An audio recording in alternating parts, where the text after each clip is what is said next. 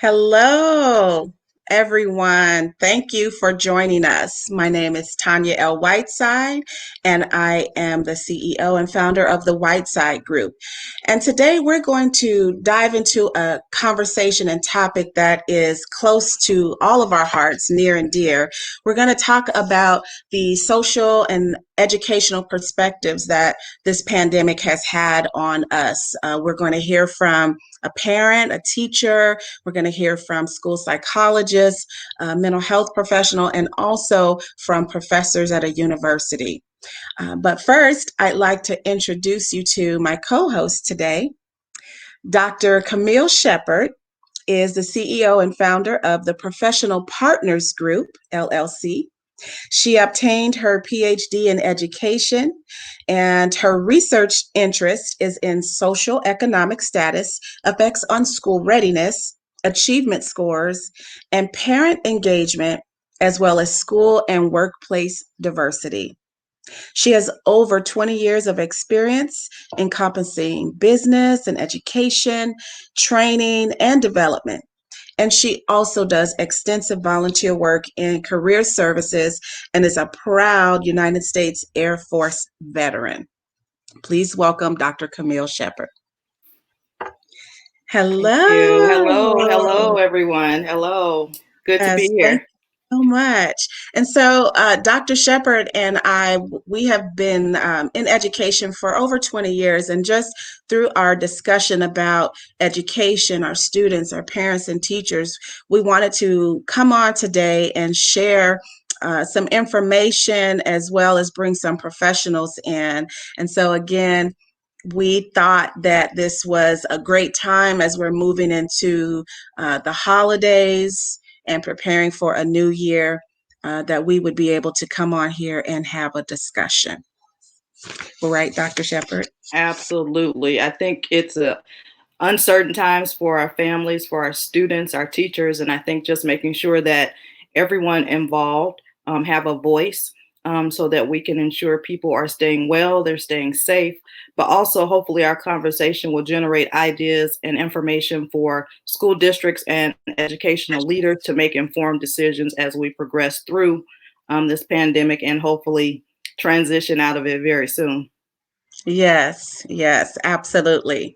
I'd like to start our conversation off with a parent.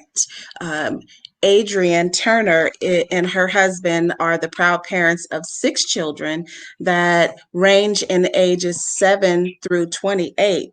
And of those six children, two of them are in college. They also have a middle school student and an elementary school student. Please welcome Adrienne Turner. Hello, everyone. Thanks for having me. I'm happy to be here Hi. joining Hi. you. Yes. Hi, Adrian. I wanted to have you come on and share your perspective because you have a range. You have elementary, junior high, and college. And I'd love to hear how it's been going for you as a parent and what your students have been experiencing through this pandemic. Yes, so our oldest, we are a blended family. We have six kids. Our oldest actually just finished her master's, and she's actually working at the University of Pomona in sports psychology. So it's kind of interesting. But so she's experiencing it from incoming students coming in. But my personal experience through this journey is um, just juggling it all, right? So we do have two in college, and she got deferred because of the pandemic. So she's home, struggling with that, not being able to not only graduate, but dealing with the pandemic in that way of being online in her first year of college, working so hard to get there and now being deferred. That was hard for her. And then we have a middle schooler who also has an IEP. So um, that's been a little challenging her. She's more of a hands-on learner. So from that perspective, she's more of, I want to be in the classroom, and the online is not the ideal scenario for her. And then we have our 7 year old, which, she's in first grade, and that being trying to focus with an iPad. She is hybrid, so she goes 4 days a week, which works out great for her, but it's only 2.5 hours. So it is a little challenging juggling it all. Yeah. And what would you say? you think or believe that the school's responsibility to helping you go through this with your students? What do you see as their responsibility for this?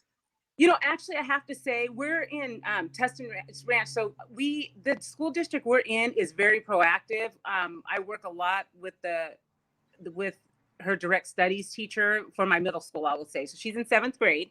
And the moment I saw that there were a little bit of concerns regarding her being able to grasp the online aspect of it, I immediately got on with her teachers, and they were very supportive.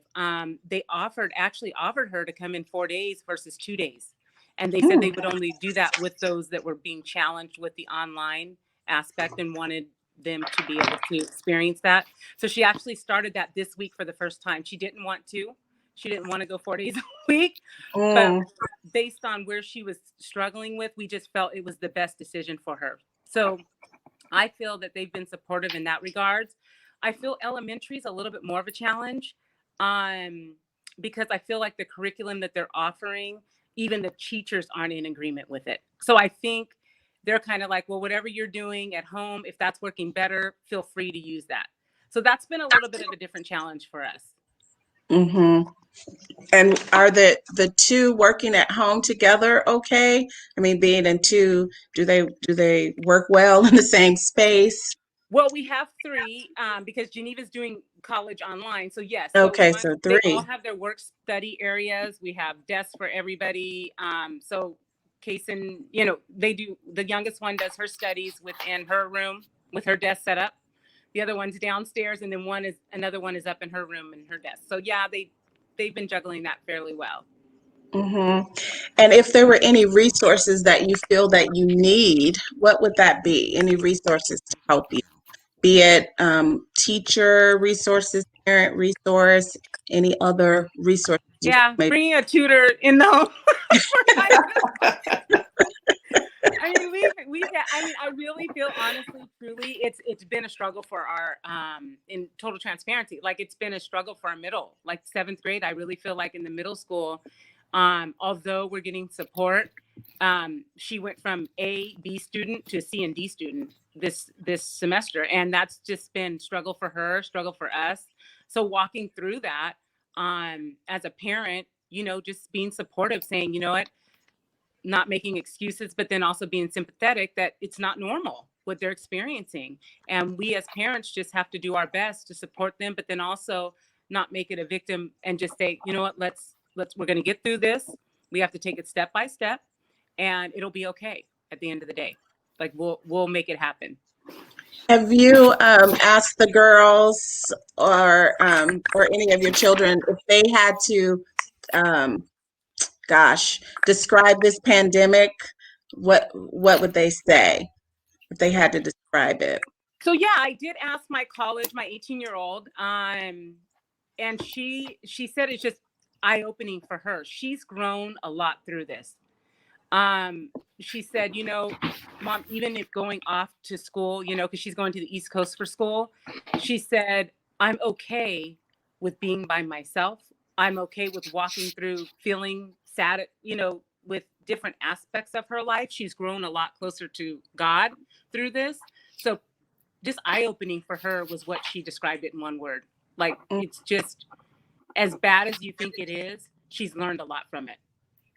Mm, all right. That's a great point. I think that's probably a key tip for parents to help your child recognize or your children recognize that there's something good, even though Yes. it's very difficult. Um, and have you found that the level of work, assignments, etc., have increased during the pandemic, or is it the same for you as a parent and your student and your child? Um, no, actually, I feel like for middle school, yes, it has. I feel like I kind of wanted a little bit more for my elementary, my first grader. With middle school, I feel like it's a fair amount. What I find challenging is they're kind of embarrassed to ask the questions that they normally probably would ask in a classroom setting. So they Right. shy away. They can turn off their screen. So I make sure mine gets dressed and fully ready for school. And you need to be present in the class because I feel like they can check out on technology. They can Yes. turn off their screen and they're not present. And then they're not getting all they can get as a teacher. So it's a team effort. It's not just the teacher's responsibility, because if the student isn't participating, it falls on them as well. Right. Wow. Well, thank you so much Thank for you. sharing your perspective with us today. And we wish you well, and prayers and fingers crossed that they will get some tutoring going, or maybe some online help, because that is a good point and it's something that really is needed. Right. Absolutely. And just last thing I'll say to Tanya is, at night at dinner, what we do is high lows. And we'll go around the table, because it's a real struggle for all of us. And so we'll say, what was your high and your low? What was something great that happened, and what was a challenge? And we're learning a lot through that. Wow. That's great. That's a good tip. Highs and lows. I love that. Thank you for sharing that. You're welcome. Thank Thank you for you. Happy having me. holidays to Yes. Thank you. I think, again, hearing from parents, it is really eye-opening to hear their perspective, and the fact that, she's in a school district where, they are providing great resources, but also at home, asking about highs and lows, and helping the student realize that some things, are good, and there may be some challenges, but helping them find the good that's going on is really awesome. So I thank Adrienne for sharing her perspective. What I'd like to do is introduce our first panelist. Vanessa Hunter resides in Riverside, California, and she has worked in the mental health field under the umbrella of education for over 16 years. She obtained her Bachelor's of Science degree at Fresno State in physical therapy, and another one in community health science. She later obtained her Master of Science degree and her PPS credential at National University in School Psychology. And she currently works in a charter school system where she assesses and evaluates students of all ages for learning disabilities, autism, attention deficit disorders, and other medical diagnoses, which may impact a student's ability to perform successfully in her academics. And her primary role in counseling students, it ranges from mental health difficulties with self-awareness and self-image. And I totally can see, even from what Adrienne shared with one of her students having an individual education plan, that a lot of students are in crises, particularly to include suicide. So let's welcome Vanessa Hunter. Hello, good evening. Oh, Welcome. Welcome. yes, welcome, Thank you. welcome. Thank you. Vanessa is also a writer. She's a motivational speaker, and she really wants everyone to see their vision come to life. And overall, she is a believer in the Lord, and I know that she relies on her faith. She's a very encouraging and inspiring person, not just in schools, but in every place that she goes. So I'm very happy to have her with us today. Thank you for being here. Thank Um, you. how have you seen things change, Vanessa, in terms of the type of requests that you're getting? Have you seen more or less since this pandemic? There are a lot more requests for counseling services as a result of a lot of the home challenges that people are experiencing because they're at home more now and in this new normal that we've encountered with having to do work at home, parents having to be of assistance in working with their children, and then not to mention the environmental factors of your health. Some people have lost loved ones, some people have experienced illness, financial loss, and challenges. So, all of those factors have increased now, and it does impact students' well being, how they concentrate, how they focus. So, in the school settings, as a psychologist, as you mentioned earlier, we do assess for learning disabilities and also those challenges in accessing the regular curriculum.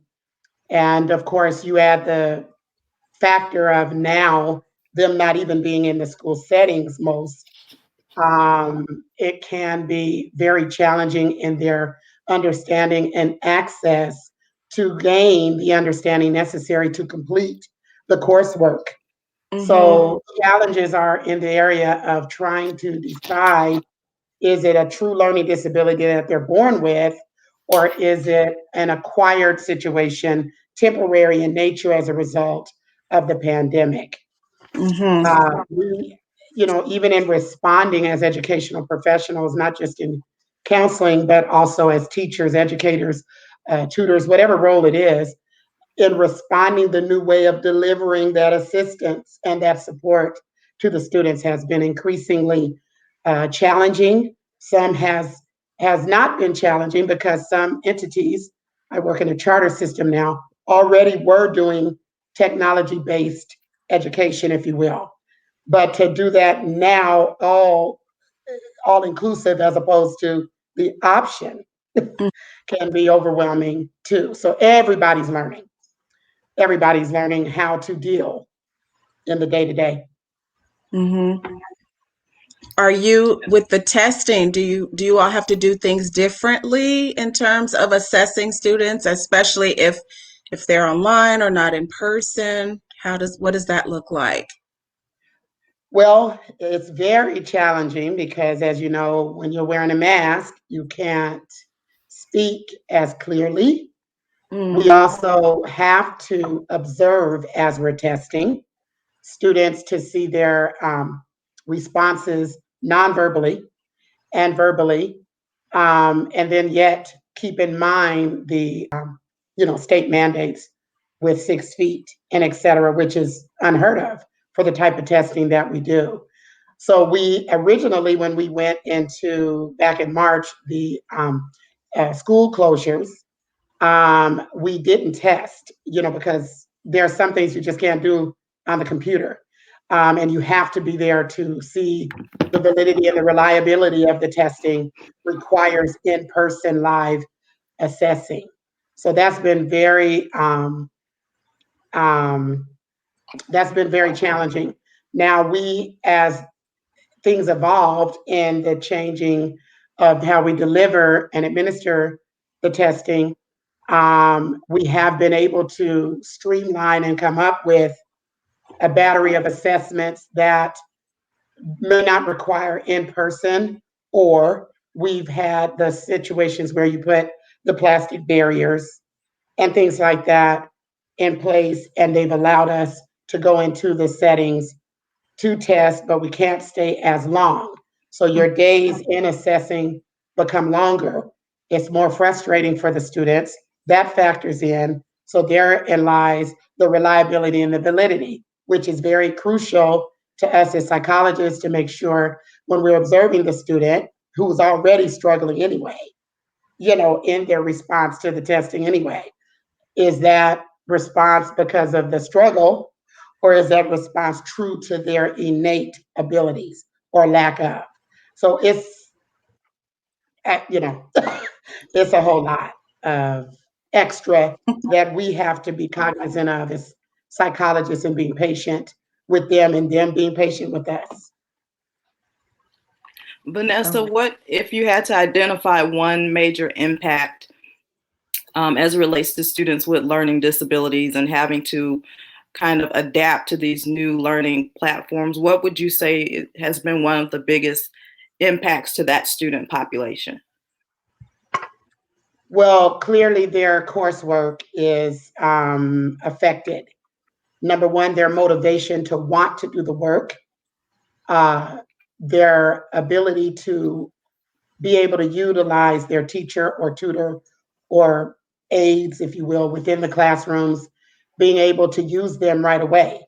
I'm not saying they're not accessible, they're accessible via the computer, but I mean, if they're in another meeting with another, with another student or other students, I mean, just to be able to access what's necessary for them to learn the material, to ask questions and be supported in completing the work.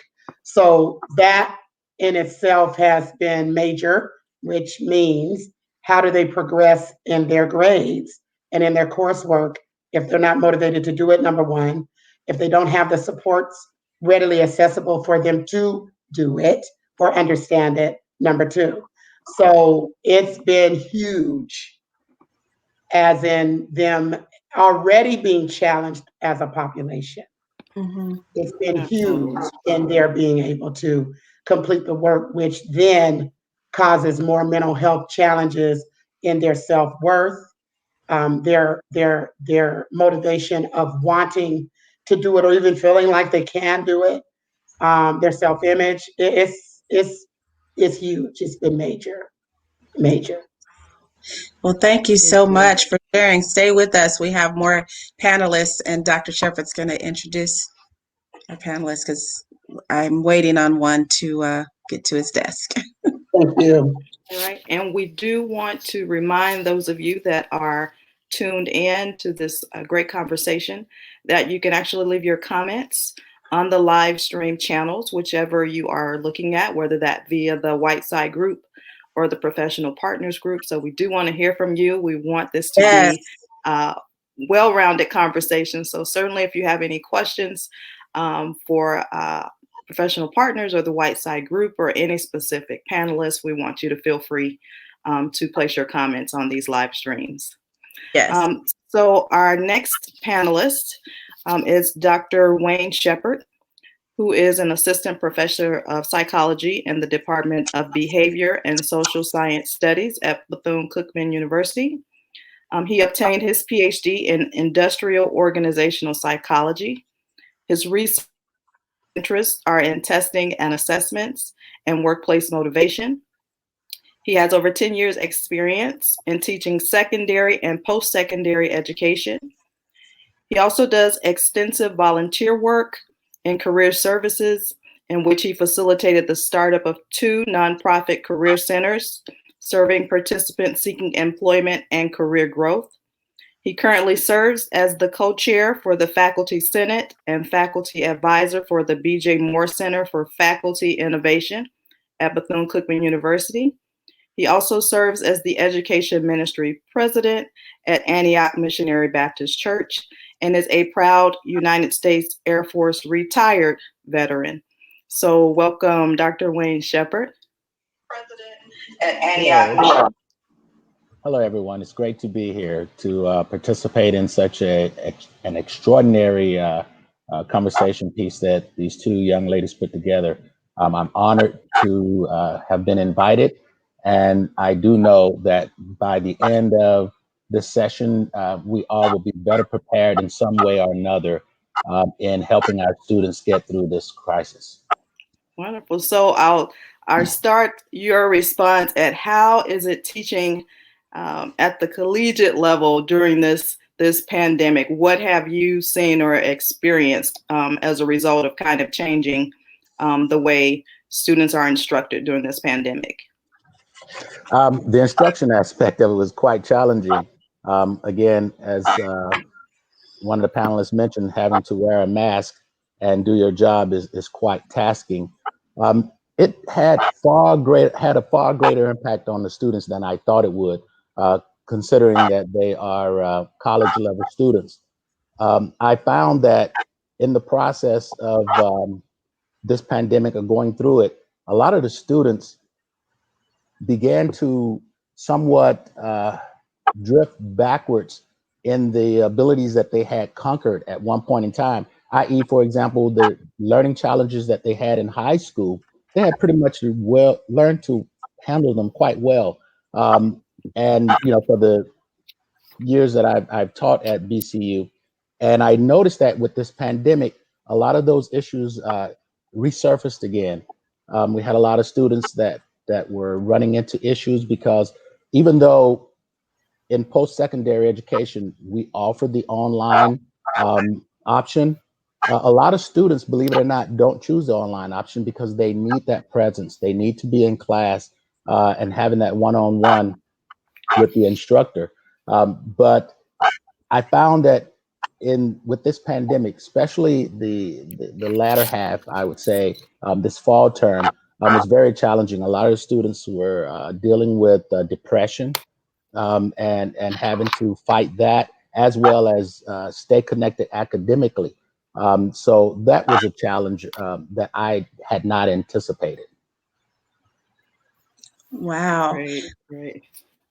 That is something. I mean, I know we deal with that at the high school level, but you're right. I think the impression would be that at the college level, they've worked their way there, but yet, as you say, a lot of them have found themselves going backwards. Do you find that they reach out to you as a professor, or kind of like, we heard earlier from our parent, they don't ask questions. Do you find the same thing?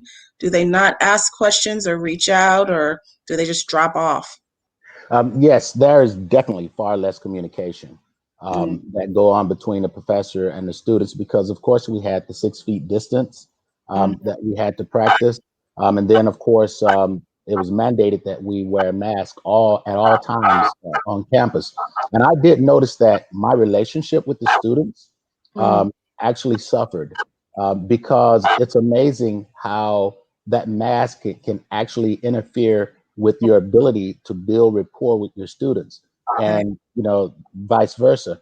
And I found that it was quite challenging to be able to work with a student in the way I had been in the past with the 6 feet requirement and the mask requirements. So I think a lot of the students suffered in that regard because I can't speak for all professors, but when I deal with my students, I tend to take a parental approach because I believe that um, the way to get them to do their work is to get them intrinsically motivated, so that they would do it for their own reasons and purposes.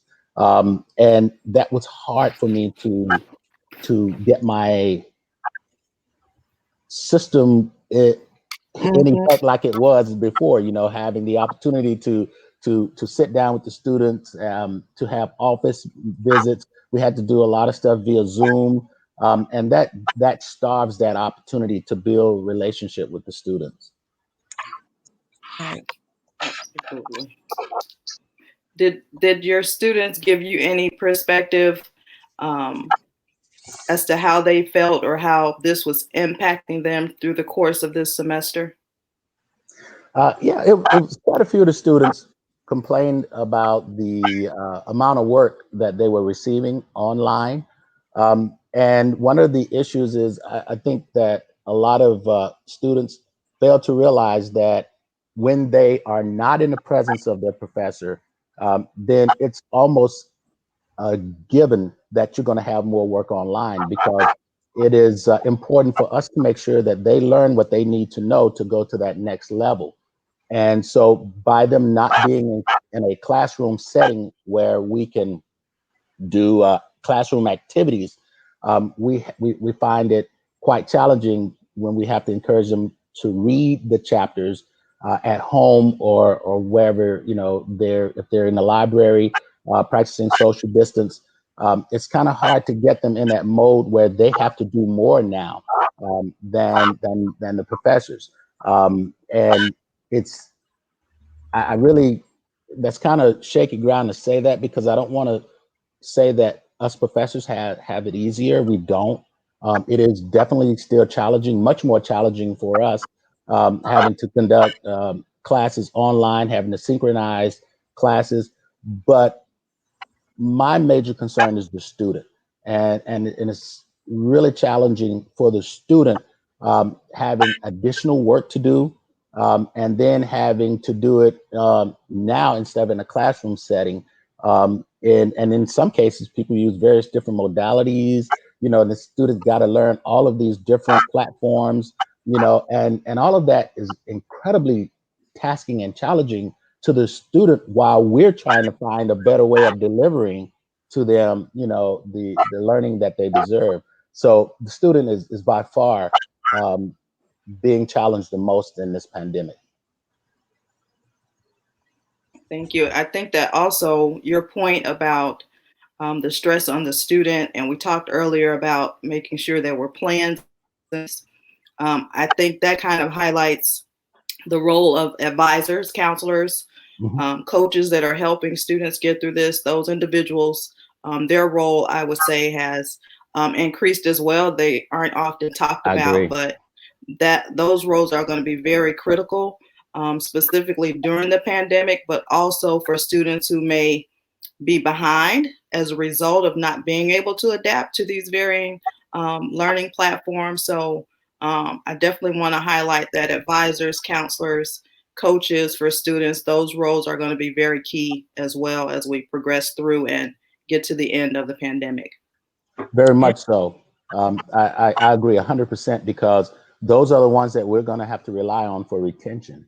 Those are the ones that we're going to have to rely on to keep those students motivated to turn the corners that that are before them. So definitely, Dr. Shepherd, that is definitely uh, a critical component. There is our counselors and our coaches and advisors. Right. We had a question that popped up on the screen. What tools are available for students facing those challenges that will help them? And I know we have lots of resources, and I found sometimes they're overwhelmed with so many. How do we direct them to those resources? Does your university offer that as well? Vanessa, do you all have ways of letting your students know how to access tools? Yes.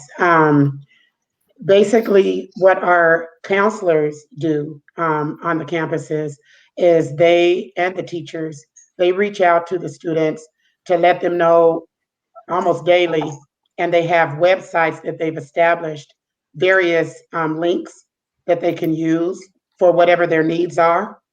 They Mm. also they also keep them updated, especially as they're communicating with the teachers.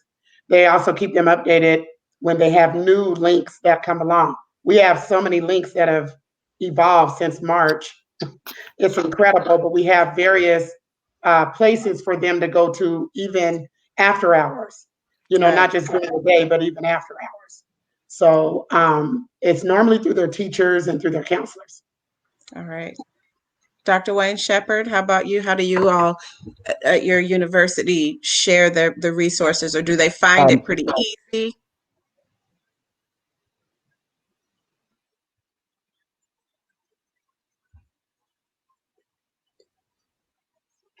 Do we lose them? no, I'm still here. Can you hear me? Oh, I can now. Yes. Okay. The university, of course, we maintained or we consistently use the same modality, the same form of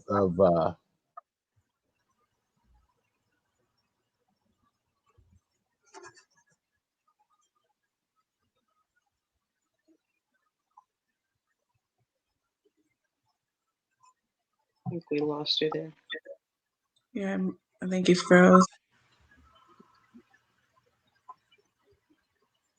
I know it sounds like he started to talk about they use the same, ways to reach out to students. So the hope would be that they know that it's there, that they Right. will utilize those resources that are available to them, during this time. And you're right, Vanessa. It is sometimes overwhelming. I found that it's there, but unfortunately sometimes when there are so many things, they want you to just tell me the one or the two that I need to access. And I'm happy to do it because it is overwhelming and it can be challenging. And I want to, we want to do what we can to help support them, to take some of the stress off of them that they're experiencing through all of this. I was going to say that I know sometimes the flexibility in your school settings, like you work in, Tanya, may not be able to offer like some of the individualized resources that charter systems offer. And what I was going to, and not putting it down, it's just the nature of the situation. But like with the charter schools that I work in, we had to literally provide laptops for home use, set up a Mm. system in those young people attaining that, but yet still staying safe when they would come to pick those items up and then use them at home. And then so when you don't have the motivation or you may not have parents that have the wherewithal to know how to use the computer systems, laptops, and the programming, that's challenging in itself. So if you're looking at a population that are not tech savvy, Yeah. most of our young people are, but if you're Right. looking at a population that's not tech savvy and you're looking at special needs individuals that already have the challenges, you can imagine, like you said, how overwhelming that is. So our counselors like yourself are key individuals to resourcefully providing those easy means for those students to be able to assist and work with those various medias. Right. Right. That's a really good point, Vanessa. You talk about, um, being tech savvy. We have a lot of families who, because parents have to work, grandparents are responsible for kind of making sure the students get through their work on a given day. And we certainly know that many of our grandparents are not tech savvy in that regard. So I think that's also a gap Right. for those students who, we all have to work, and we know parents have to work, but I think that's also a key takeaway. It's what about those students that are in situations where they don't have that level of support at home from a technical perspective. I think that's an impact to the students as well. Hmm. Absolutely. Absolutely. Um, well, I would like to bring on, if we can, we have um, entered into a space where our mental health counselor is with us now. Mr. Martinez Sellers is a therapist. We also know him as a mental health hygienist, and he is the owner of Marcel Consulting. Also, he's the host of Mental Health Matters with Marty, and he has a podcast. And I'd love to welcome him to this conversation. Hello, everyone. Oh, Hello. How are you? yes. Listen, Good. Well, it's been a great conversation going on, and good to see everyone in this COVID Christmas holiday that we've been experiencing. yes. So, Martinez, what does it look like now in mental health? Has it changed much? I mean, we've been in this pandemic now since March. Right. What is mental health look like now? The whole scope of mental health has totally changed as a result of this pandemic. With everything else that's going on, we've had the pandemic.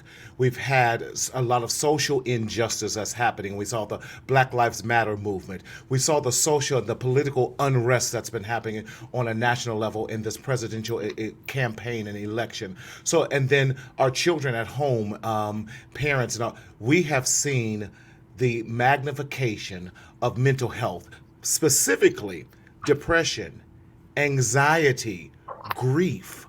All of these things have been impacted drastically because of everything that's going on. And since this show has been talking a lot about our school age children, I've had more referrals from school age children and specifically Black men in the past 4 to 6 months than I have in 4 years of practice that I've been in.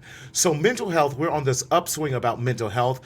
We thank God for psychologists such as Vanessa, who's out there. And I think if we get more partnerships with our school psychologists and our therapists so that we can put together integrative plans to help our children through a lot of what they're going through, we're going to see a lot of this happening as well so that we can improve a lot of things. Because let's be honest, one, I don't like how we have labeled this. We call this social distancing. Social distancing plays with the psychology of a person. So I can no longer be socially connected. No, we still need to have social connections. We need to have physical distancing. So I wish they would have said, and I tell also, no, we keep the social connections. We just practice physical distancing. See how the Right. difference with that has played even on our psychology? And when we're dealing, Absolutely. yeah, and when we're dealing with children, school was meant, part of school is about socialization. We haven't even gone into child abuse because our teachers are the biggest proponents and the largest reporters as we're dealing with child abuse. So kids are going home to and staying in abusive situations. We have not talked about domestic violence that are happening where our mothers and wives cannot escape because they're in the hands of the. We have not talked about OCD that's going to obsessive Right. compulsive disorder, all these other things. I do believe in the mental health field, we're going to see the aftermaths of COVID for some 3 to 5 years afterwards as we now find what the new normal is in mental health. Right. Now, Martinez, I want to ask you, before you came on, were you being Santa? I was being Santa. I was. I had Okay, my because little I Santa see hat the on. remnants. Yeah, I see the Oh, yeah. remnants on your Oh, on head. my head. Yes. Yeah, Thank you. I'm coming on here looking all crazy, huh? it's still there. You got like a red But string that's or how something. about this? We'll just keep on my Santa hat. Okay, There we go. yeah, There I we love go. it. You know, So, and it's changed how we do things. Even in our mental health, we had to reinvent all of our service because we were seeing everyone in person. They don't teach online therapy in schools, so that's we a had to good point. reinvent our entire practice in less than 2 weeks while maintaining business, and that was difficult. It cost us probably over $15,000 just to get everything up and running so that we can do Zoom calls, so that we can do now transmit information electronically, then put in all those protective measures. So that was a lot. I know therapists who are fatigued. We know doctors who are fatigued. Everyone's fatigued. We're on COVID fatigue, a COVID overload. So I thank you for having these conversations, Dr. Shepard, and definitely Tanya, because we need more conversations like that so we can tell people it's okay to not be okay. Hmm. Hmm. Right. It's okay to say, Right. listen, I'm overwhelmed. We may not know where our next meal comes from. Right. And our communities of color are definitely impacted the first and the hardest during these type of situations. So I'm glad that we're now having the conversations in our black and brown communities. Because let me share this with you. When I have black men calling me and doing the ugly Oprah cry over Zoom, Ooh, we don't have enough safe places, and I'm sure the professor can attest to that. Safe places for black men just That's to right. unwind and say, I don't know what's going on. We haven't even talked about the suicide rate that is increasing, That's correct. as a Yeah. result of this, and Yeah. how it's affecting the population that Vanessa Hunter serves. I've lost a young man to, he would have been 25 this year, where he took a bus from Southern California all the way up to San Francisco. That's about a 10-hour bus ride because he felt his life was no longer valuable and there was no other way out, and he jumped off of the Golden Gate Bridge. oh, Men are more intentional about Yeah. suicide. yeah. And so we have to take this. Have suicide rates gone up? Listen, I tell everyone, don't play when it comes to someone saying they're feeling stressed. Call a Right. therapist, call Yeah. somebody. There's a lot of helplines out there. You can text talk to 741-741, and that will get you in with someone that's a professional who can help you with that. And we have to continue to have these. I said this way, and not to take up too much time, I just came in and overwhelmed you all. Thank you. I'm just passionate about this, y'all. I Yeah. really am. Because too many in our community are suffering in silence in the shadow of shame. And we have to take the shame of us saying, I'm not okay. Brother, it's okay that you're not okay. Sister, it's okay you're not okay. Mama, it's okay you're not okay. Because we're all just taking it one day at a time. Because there's some days I'm not okay. And I tell my people, say, listen, I'm sorry. Is this a crisis today? Because I need a mental health day myself. Because I can't be your best therapist because I'm overwhelmed. Right. Uh, Right. wow.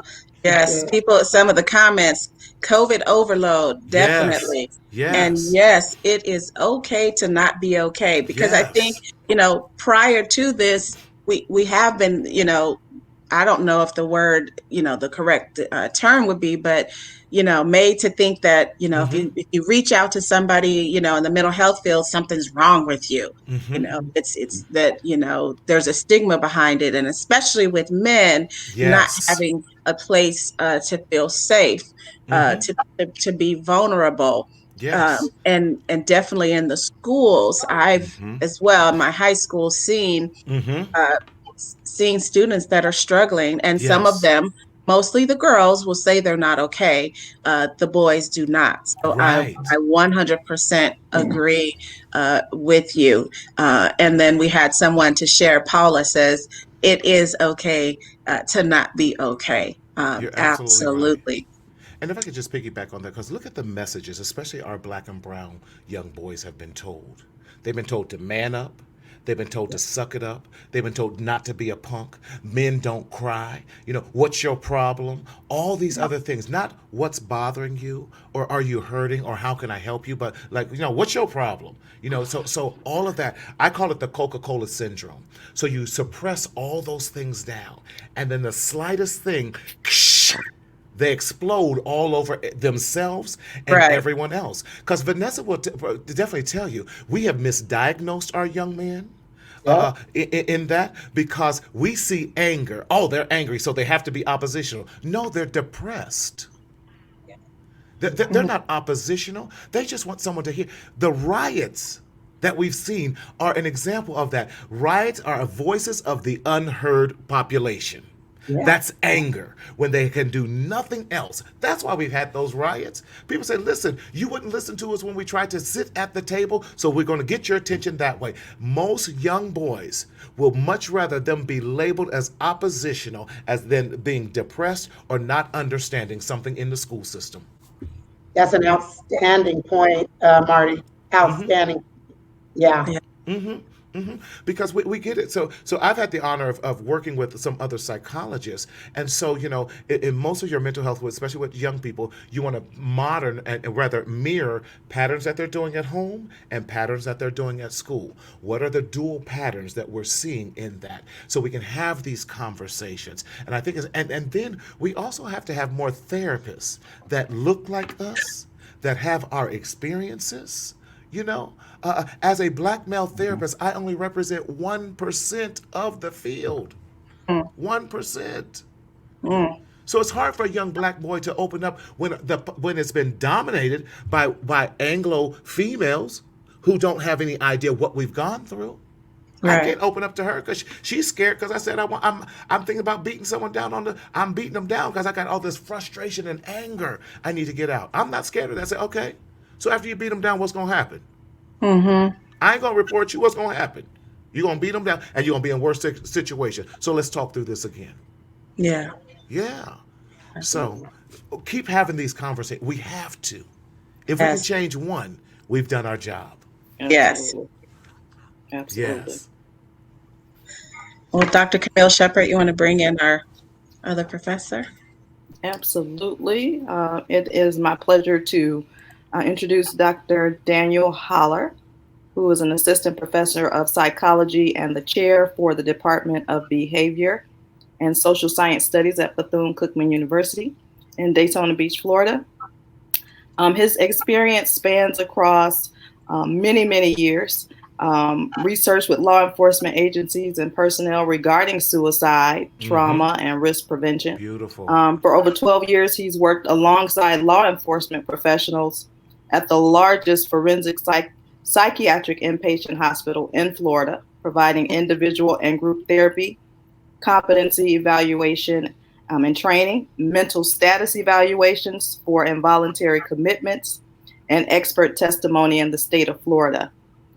Dr. Holler has subcontracted work for the Department of Juvenile Justice and the Department of Children and Families for over a decade. His expertise, suicide risk assessment. He's authored a book on suicide and eating disorder behavior among African Americans. He's written a book chapter on assessment, diagnosis, and treatment of psychiatric disorders in African American clients, Mm. and co-authored several suicide-related articles in peer-reviewed scientific journals. Dr. Holler is also the president and CEO of a private consulting firm, Daninger Solutions, and he's currently working with law enforcement on reducing mental health risk factors related to trauma and suicide for police officers. So we Mm. want to welcome Dr. Daniel Holler to this conversation. Yes. Hello, Yeah. Dr. Shepard. Thank you. Welcome. Thank you for this invite. Absolutely. So so many great experts we have on our panel. So, what is your perspective, Dr. Holler, just from a mental health perspective, as we've gone through this pandemic and are continuing to go through the pandemic? And Marty had some great points as well. If you have things to share as it relates to suicide, et cetera, we'd love to get your perspective on what you've experienced from a mental health perspective as well. Yes, most definitely. So, again, thank you all for inviting me to be here. I'm sorry that I tuned in a little late. I actually was here listening to the side, but also was just in a radio interview talking about predictive policing of all things and how that affects our community. But when we talk about suicide, what I would like to say is for families to just be aware of risk factors for themselves as well as for their children and their friends and close family members. And there's a theory called the interpersonal psychological theory of serious suicide behavior. And so this theory looks at people who go on to actually die by suicide. So the theory predicts which individuals are most likely to die by suicide. And so essentially the theory breaks down into 3 factors that people need to be aware of. One of them, which is, and actually 2 of these factors are severely impacted by COVID-19. Mm-hmm. One of these factors is the need to belong. So the need to belong is a fundamental need of all human beings. We're social creatures. And so when that need to belong is thwarted, those individuals feel socially isolated.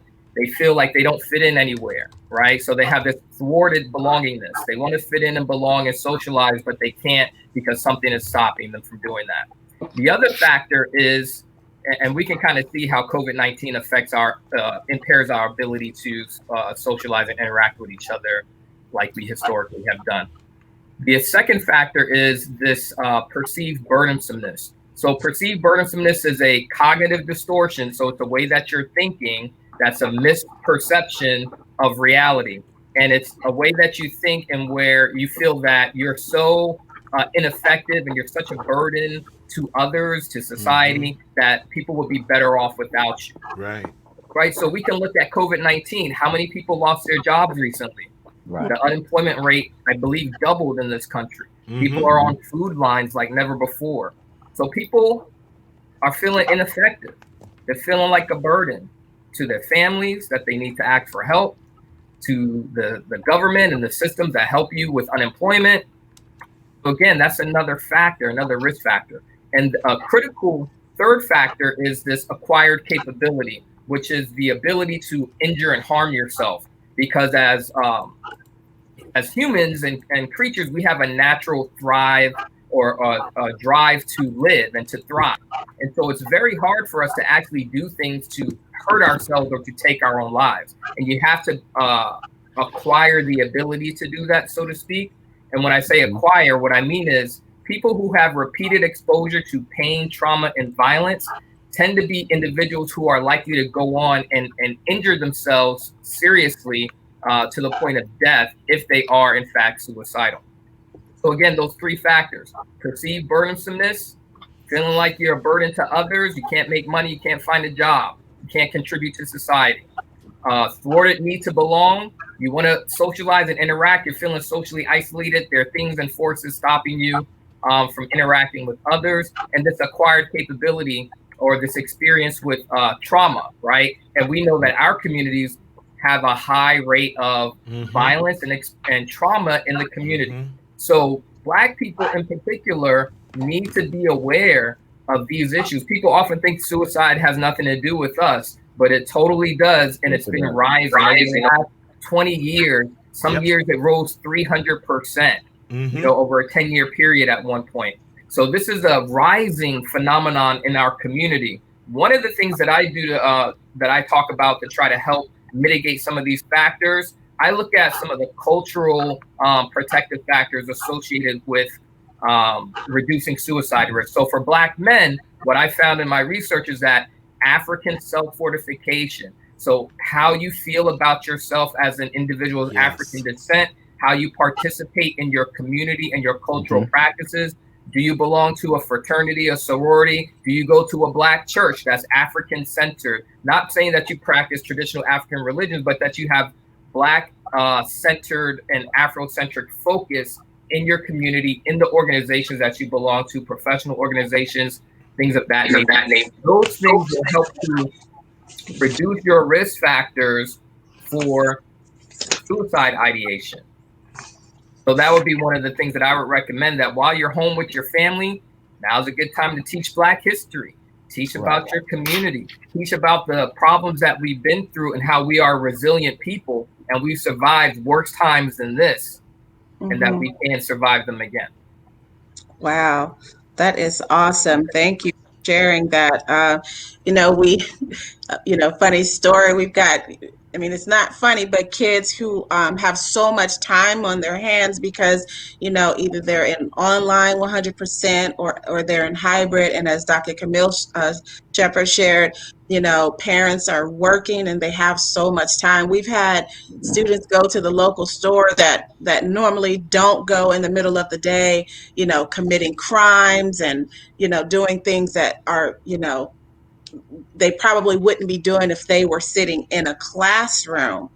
So we are, doing what we can to find, things that they can do. And it has been really difficult and challenging, especially at the high school level, because sports have been put on hold. So, where you would see them, playing football or basketball or soccer, a lot of the things that were comforting to them that took up time has been taken away from them, temporarily. And, they're finding themselves in situations that could, ultimately end them up seeing, themselves in jail or, juvenile justice system. But it definitely has impacted our young people. So thank you for sharing that information.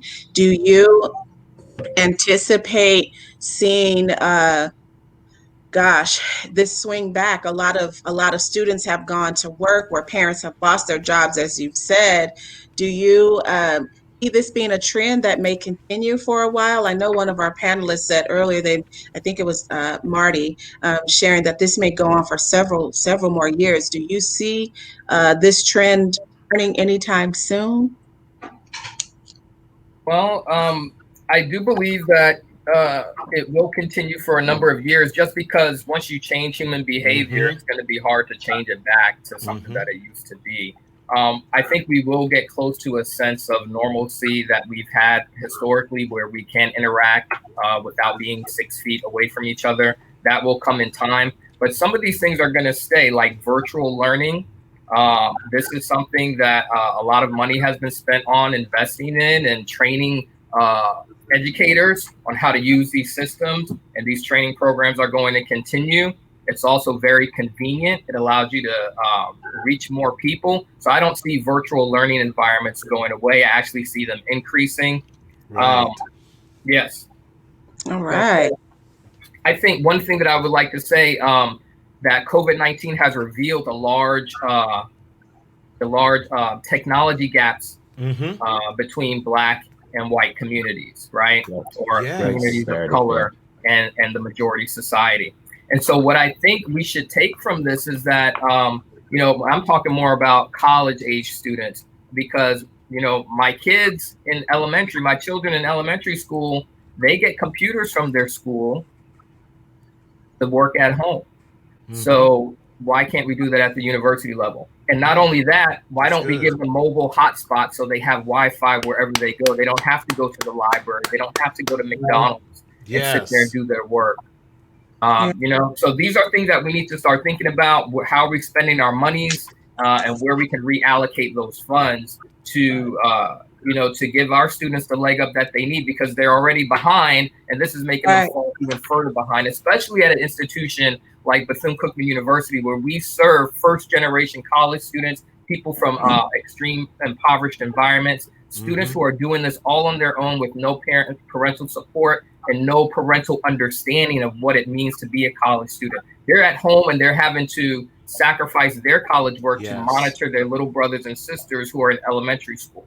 So they're making these big sacrifices that may not pay off for them in the future, Oh, And I agree that's with good. what Dr. Holler said, because we have to now, if we're talking about, I think the pandemic has an opportunity to bring out the best in us.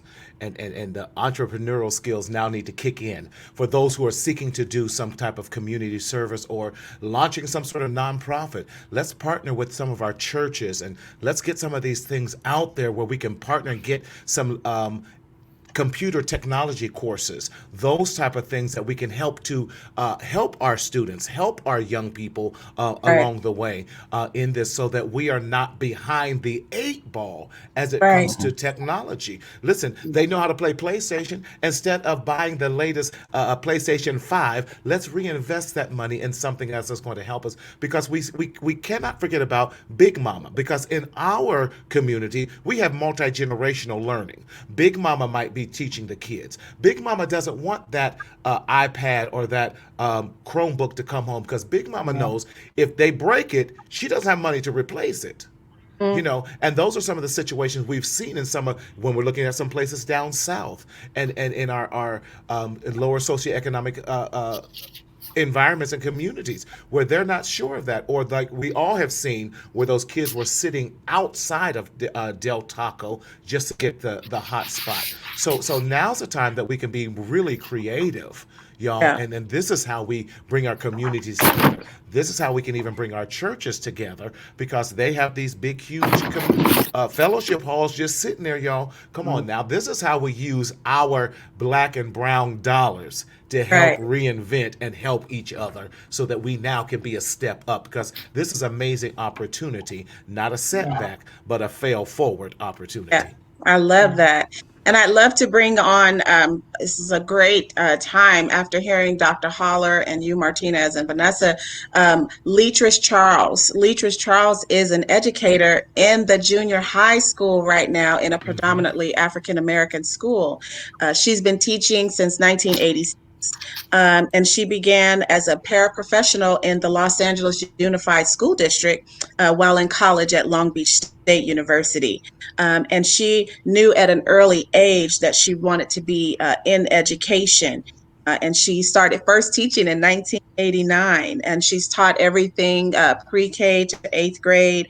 She also has a master's in secondary education, teaching history and social science in Buena Park School District, which is in Orange County, California. And she's also taught in private schools. And she's currently now teaching at a school in her community where she grew up. And it's really where she wanted to end her teaching to be able to give back to her community. So let's welcome Beatrice Charles to the conversation. Hey everybody, this has been amazing. Amazing. Oh my goodness, this is a dream come true to hear all these Black voices speaking on behalf of our children. This is amazing, you guys. So thank you for inviting me. I'm in the trenches. I'm there. Tell us Yes. about your experience teaching, right now during this pandemic. What does that look like for you there in school? Because you have sixth grade, right? You're teaching sixth grade? Yeah, I have sixth grade. I am actually I'm the grade level chair for sixth grade. I work at Green Dot Public Schools, which is a charter school within Los Angeles Unified. It's in the heart of LA, right next to Inglewood. And it is in what we would call South Central LA. When I was growing up, I didn't like that term, but okay, if I say it, then you know. But I am a part of an area. It's an area where, like I said, where I grew up, and it's all of the schools in or around are either part of LA Unified or Inglewood Unified. And we were asynchronous in the spring, where the students got their assignments posted in Google Classroom, and they were able to just get their class, and then we checked in with them. And at the beginning of the pandemic, when we knew nothing, it worked because we kind of had kids had a foundation from the classes and the lessons that we taught from, and just finished out the school year. When we started again, we started August. So we've been teaching we've been teaching live in Zoom. We got lots of training. So I just want to say from the onset, there have been a lot of positive things that have come from this pandemic. I know pandemic, the root word is pan and brings on a panic, but I don't think that we should be in a panic about something that God has already ordained. So I said, I'm going to look at the positive. I'm going to see what positive things, because I know when I turn that camera on with those kids, I need to be Susie Sunshine so that I can get them to cooperate. Because I have middle schoolers, and I have middle school students who I have to try to engage with. And those kids there, I need to be bigger than Fortnite. I need to be a little bit more interesting in order to get them to come on. Some kids are coming on camera in their pajamas, and I'm okay with that because I know that we've all learned Zoom dress code, good from the top up. So this is their new normal. So I'm trying to get to transfer some of those things. So we've been trained quite a bit over the summer to kind of come to step into live teaching. But as far as my experience, I've taught in Orange County. My children, it was amazing. While I was getting my credential and working on all the alphabet behind my name, my students, my girls were growing up, and they grew up in at Friendship Baptist Church and got a great foundation in the Lord. But we also had lots of, like Marty said, we have lots of supports through educational supports through the church, and that just kind of kept me going with the village.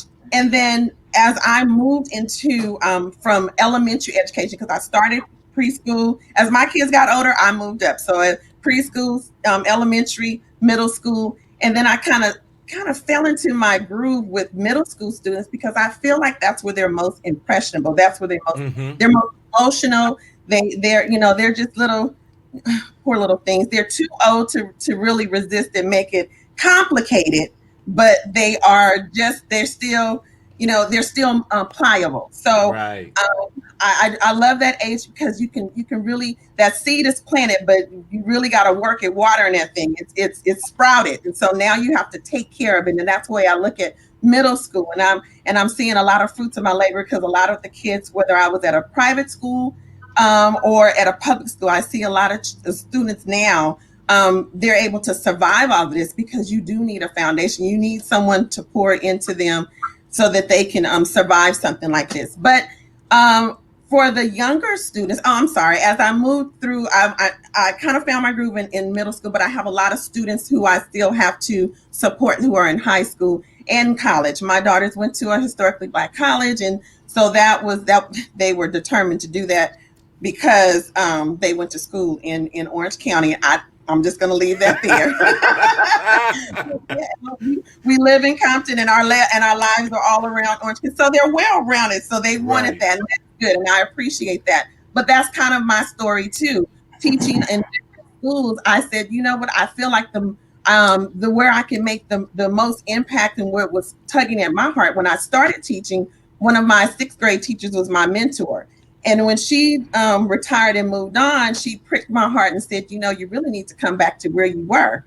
And I left that there and decided to do that when I changed from elementary to secondary education. So, and it has truly, I listened, and I'm very, very pleased that I made that choice because I'm now seeing kids I'm serving kids who they had kids who were in 2-parent homes, and everything was kind of carved out and really good for them, and I could just kind of give them what they need and expected something back. Or now I'm serving kids who have many different situations. Not kids who are in foster homes, who are in group homes, who are raised by their grandparents, who are kids across the country because they couldn't be in their home. Right. Parents who are sick. I get a lot of kids who are on camera and they're in cars. They're in their car, and I can see them moving. And so I'm very strict in the classroom because I just feel like they need that old school foundation. But I had to really stretch and change the way I do things because they have no control over who they are and what's going on in the environment around them. Even in my classroom, when they come in the classroom, some of the kids were very upset about coming on camera. I don't want them to see me. They're middle schoolers. I don't want to show my face. I don't want to be on camera.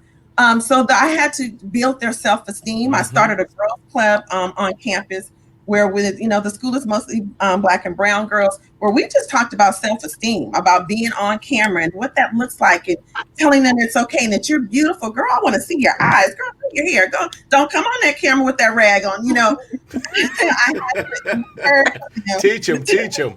I had to teach them, had to teach them. But we all had to learn Zoom culture. Right. We had Yes. Zoom etiquette, Yeah. Zoom. So as the things that I learned and I experienced, I really have a passion for transferring that to students, because it's important, and teach a few parents too, because I had But parents walking in the yeah, background, and sit up straight, turn your camera on, don't tell your mom to put a robe on. Those kinds of things were Wow. cover it they up, were cover it up. But it's covered been up. it's been a teaching experience on all of us, because Yes. now what we have seen, now we've gotten glimpses into for me, my patients' homes. So now I can see why they have the trauma that they have. You can see Absolutely. why the kids are having some learning challenges with that. So it really has given us a peep into the psychology and the deeper rooted generational challenges that we as Black and brown people have, and getting past stigmas in order to learn, because you can't teach them until we get past some of these stigmas that they're getting through. And now Zoom and social media, because they're on this all day, so they're concerned about it. So now we have to teach them from a different perspective in which they can understand, while still trying to uphold all of the common core that you all, God bless your heart and your ministry, have to do. Yes. Absolutely. Because If I could jump in real quick, I think it's also important to educate families about this new Yes. surveillance culture that we're under. It seems like COVID-19 has opened the door for Yes. that. I remember, years prior, we were all very concerned about being tracked Mhm. yeah, and having surveillance on us. But now it's not just on social media. You're able to be surveilled in your home. So Right. secondary school teachers can see what goes on in the home. They can Right. see if there's inappropriate behavior going on in the background. They can hear verbal abuse going on in the home. So be aware of these Yes. things, that you are being monitored. Somebody is watching, and DCF may come and knock on your door. So at all times, be on your best behavior and be aware that you're being monitored. There were a couple of incidents that were in the news this year about people being abused. A young man abused his sibling or relative on camera, and the teacher, witnessed what was going on, as well as, inappropriate conduct from some parents that don't really get that, that they can be seen and everyone's watching them. The teacher's watching, the students are watching what's going on in the background. We've Mhm. seen that in the news too, that some unfortunate incidents that have occurred. So everyone needs to be aware that we are here. We're in that, big brother society, and we're being Right. monitored and tracked. I was just on a call about predictive policing. Same thing. They're looking at our behavior on the cameras, surveilling communities, and then trying to predict, if we're going to offend. Kind of like Minority Report, but not as fantastic as that movie was. well, that's Right. one of the things I wanted to assure students of when they were with the whole camera issue, is that to let them know that I am still responsible for you while you're on camera. I'm a mandated reporter. I still had to be certified, and so while you are on camera, I'm still responsible for you. And that's the conversation that I have with parents, Yes. to let them know that Mrs. Charles still care. I care about you. I care what's happening to you. I'm looking, not to critique your background or your home or your living arrangement, but I'm there to make sure you're safe, just as if you were in my classroom. So I tell them that too. Turn your camera on, because it's like coming in the door of my classroom. And I think that's one thing that the pandemic has done, the COVID environment has done. It's really brought us a lot closer in ways. Even though we're distant and we're doing distance learning, we That's really it. are a lot closer than we really would be. There's Wow. some.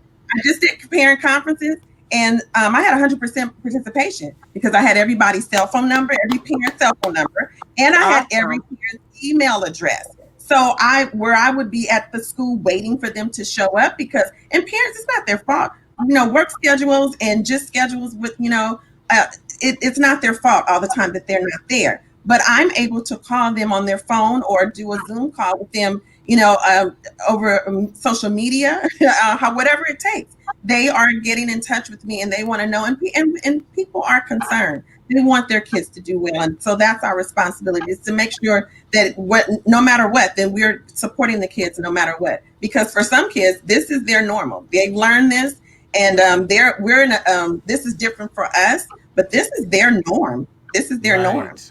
Right. If I I could think interject here, alongside of what you all have said in regards to, us becoming more personal with, it has this climate has helped us all to become exactly what should have been all along. Come That on. homeschool collaboration, the Yes. community building and unifying. We've all had to go beyond our traditional roles as educators and responsible individuals.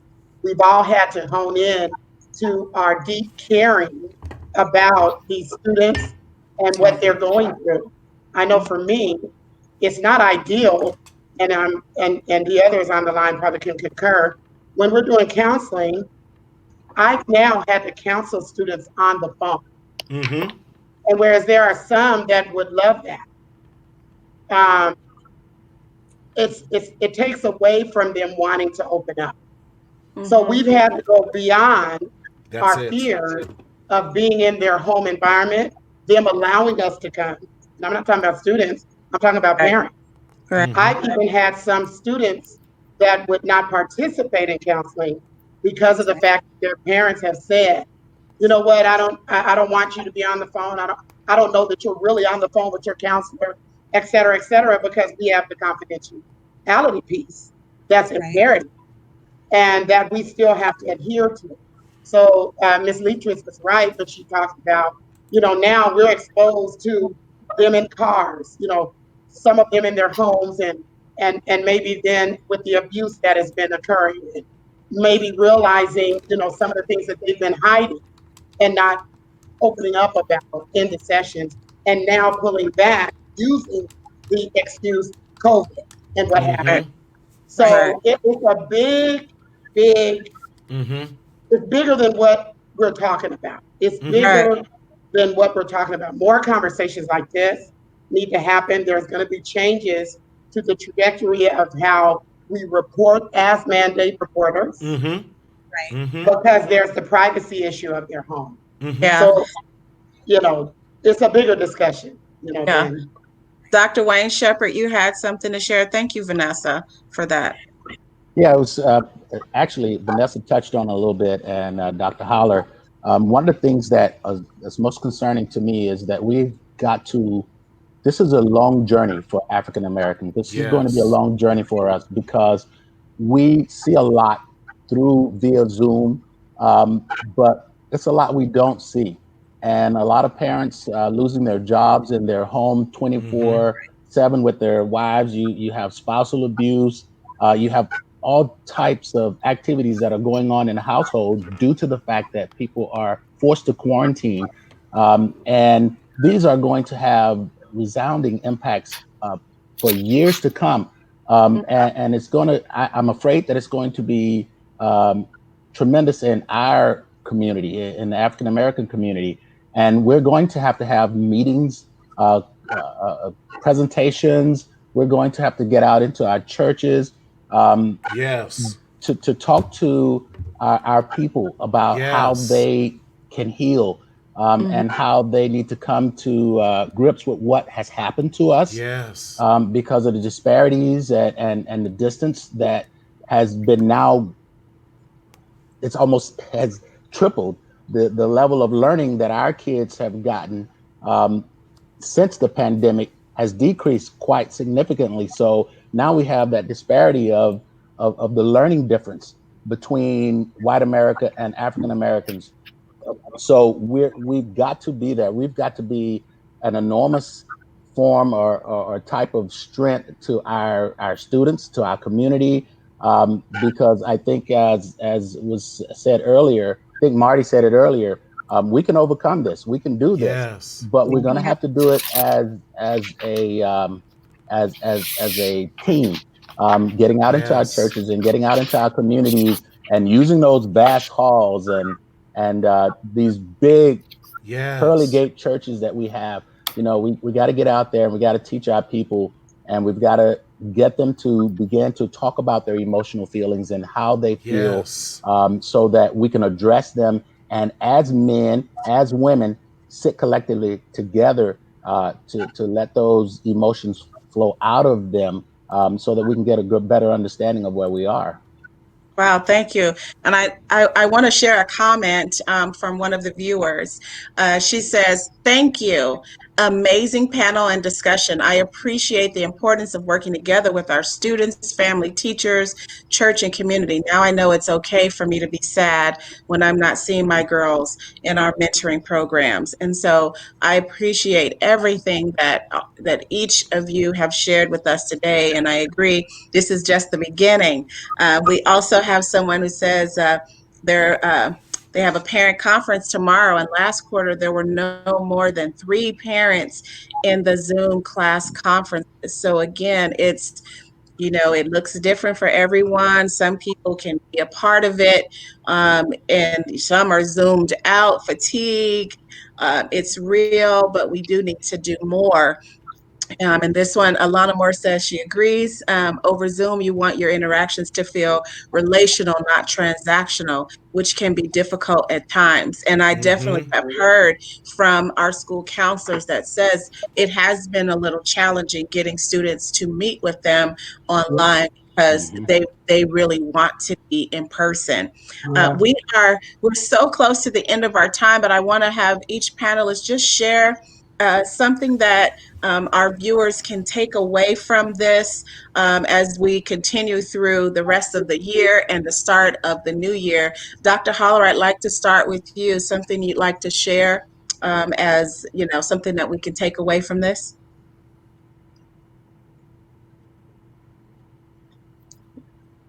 Oh, I can't hear you. Doctor, you're on mute. Yeah, All right, sorry go about ahead. that. So I would just like to say that to families and individuals to please stay vigilant.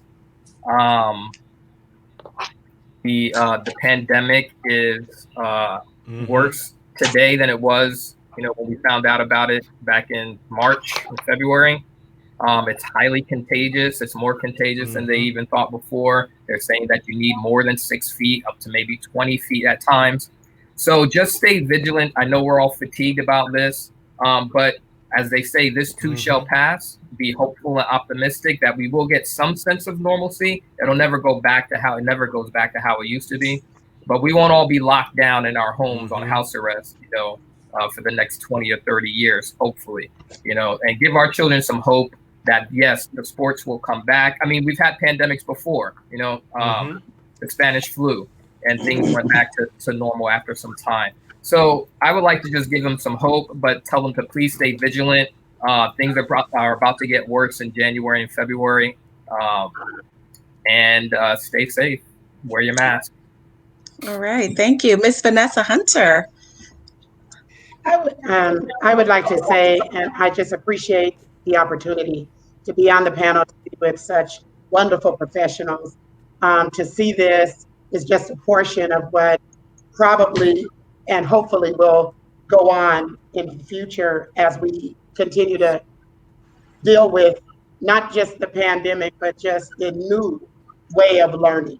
And it is a new way of learning in some instances. And don't, as students and as parents, work with your students, and as educators working with this population, do not look at it as a bad thing. Look at it as a new way of learning and find ways to motivate one another to be community oriented and to help one another. This is the time where we can use our abilities.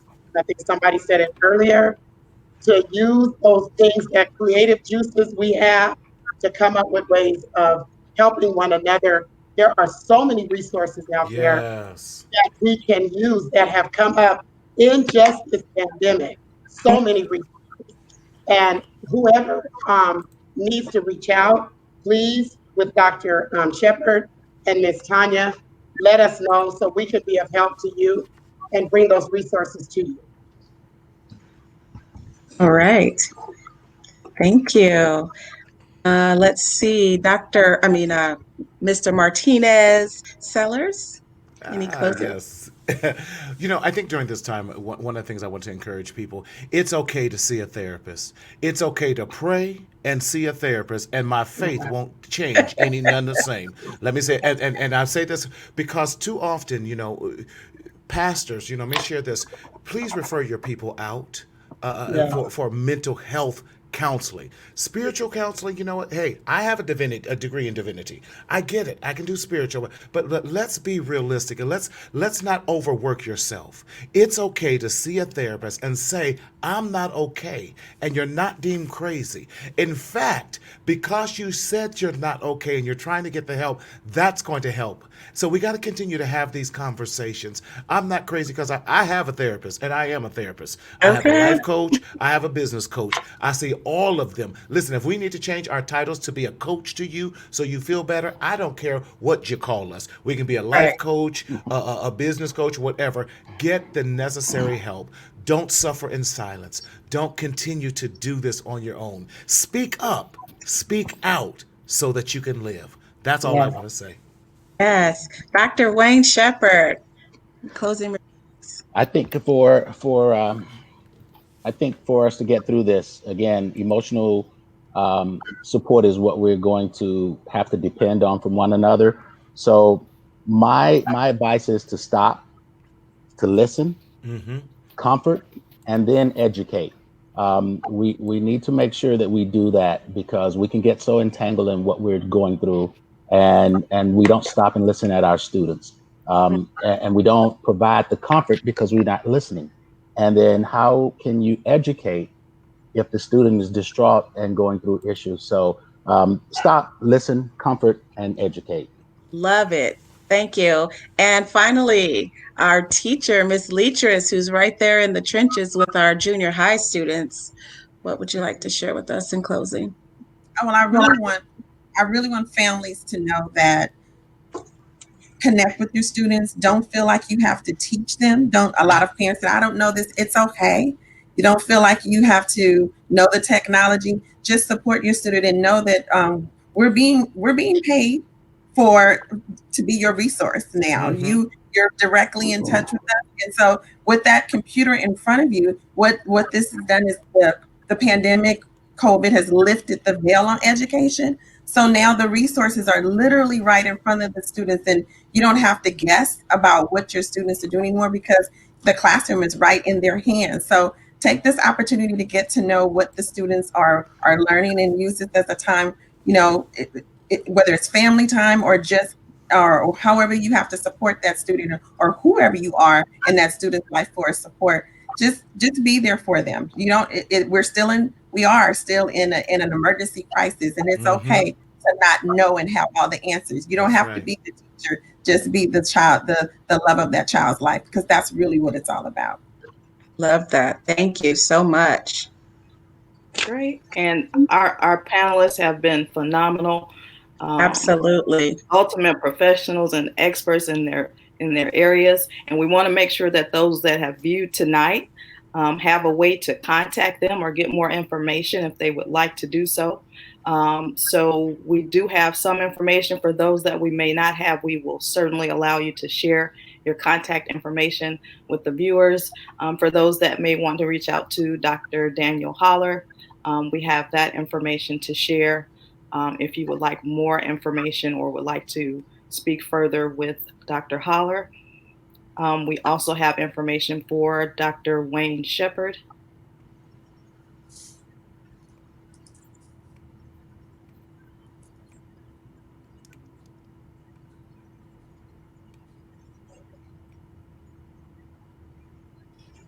And do we have the information for Mr. Sellers? Yes, I can be Yes, found at we do. mentalhealthmarty.com. Yes. Fantastic. Miss Vanessa, how can you be contacted?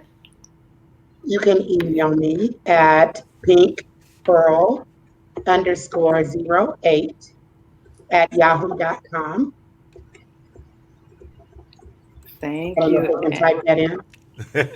And Miss Charles, I see it here, but if you will share your information. My email address is leetris.charles@animo.org. Thank you. Yay. Well, thank you. The comments have been coming in. Yes. Great discussion, outstanding discussion by panelists. Thank you for your insight and transparency. People have loved the conversation. They've said, nicely done, everyone. And individuals have said how much they have benefited from this conversation. So I want to thank all of you for joining us today. Dr. Camille Shepard, thank you for your insight and your expertise and the work that you're doing in education. And it's been an honor to co-host this with you today. So again, we want to thank all of you for being with us today. Dr. Shepard. Thank you. No, the thanks goes to you, Mrs. Whiteside, for being a great visionary and collaborator. This has really been a great conversation. It's certainly been my pleasure to be your co-host. And I'll just say for those that are dealing with this pandemic to remember 4 C's, that we are a community. Always have care and concern, communicate, and let's continue to collaborate so that we can progress through this pandemic and support each other. So thank you, and thank all of the panelists for a great conversation. Right. Thank you. Happy holidays, everyone. Happy holidays. Happy holidays. The Thank holidays. you. Happy holidays.